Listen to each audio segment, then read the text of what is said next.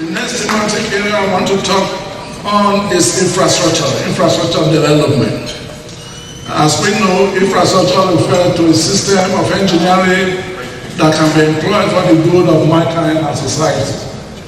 This includes electricity, potable water, transportation system, manufacturing, information communication, technology, ICT, etc. Infrastructure, therefore, can be said to be enablers of development. And every sane society will need good infrastructure in order to advance their level of satisfaction in the society.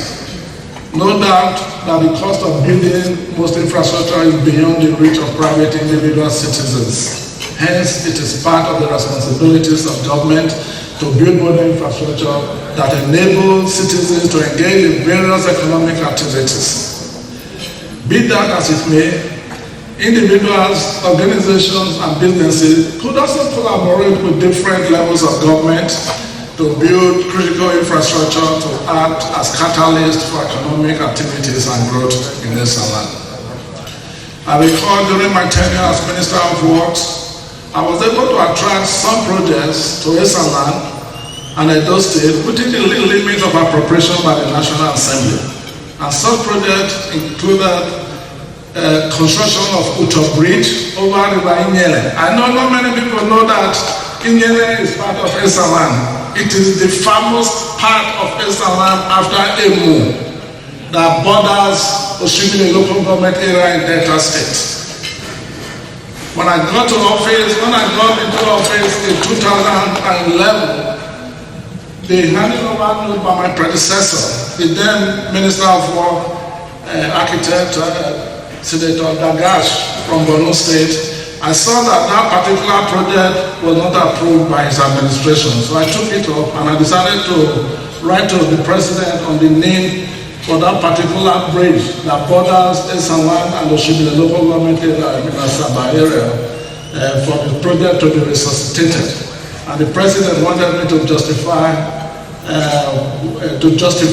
my request. And of course, I was able to justify it to the point that, if it is built, it will reduce about 2 hours from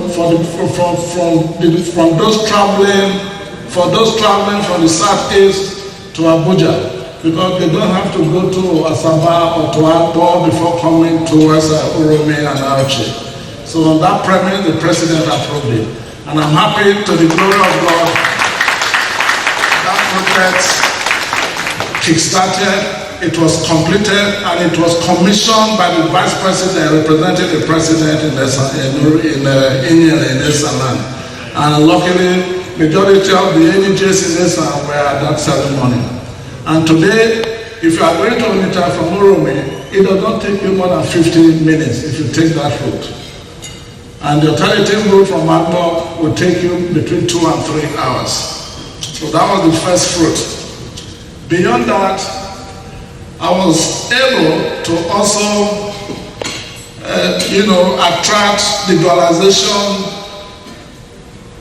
of arterial routes A2, the north-south road, which traversed through Esanland, starting from Wari, through Sapele, to Benin, to Eho, to Ekpuman, to Ewu, to Auchi, to Okene, and of course to Abuja.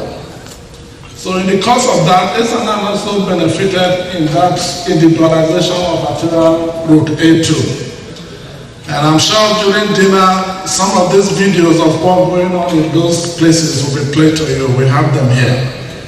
But suffice to say that for Esanland, the session from Auchi, the dualization of Auchi, Ewu, Ekuma, Eho, is what concerns Esanland on this particular project. And to the glory of God, I kick-started that project. As Minister of God, I funded it up to 2015, when my party lost the election, when Jonathan lost the election, and President Buhari came on strength. We did it to that point. And one of the things I also did was to ensure that the old road from Okene to Benin was on constant maintenance. So we never had any issue all the time with Minister of Works on that particular arterial road. Beyond that, I was also able to attract the dualization of Sapele, Agmo, Ebele, Igweben, Oromi, Ewu Highway to a black carriageway. And that project has started. In fact, the interchange in the ever busy and accident-prone Ewu area has been completed, and the project is ongoing. But for the fact that the government that took over from us did not continue funding the project ought to have been completed in 2018. But we believe that the completion of that project is just a matter of time. I was also able to bring about the dualization of Tazona Junction, Mission Road and Obiada Road, which is the alignment that traverses through the township of Oromi. And of course, I was also able to approve and construct the Adakere, Uwalo, Usolo, Ukoni, Amenosha, Awo Road, and linked it up to Uzea and Ekperi in the north. And to the glory of God, today, on this particular alignment, there's a railway station on it today. So people going to Abuja, they now enter train. Then beyond that,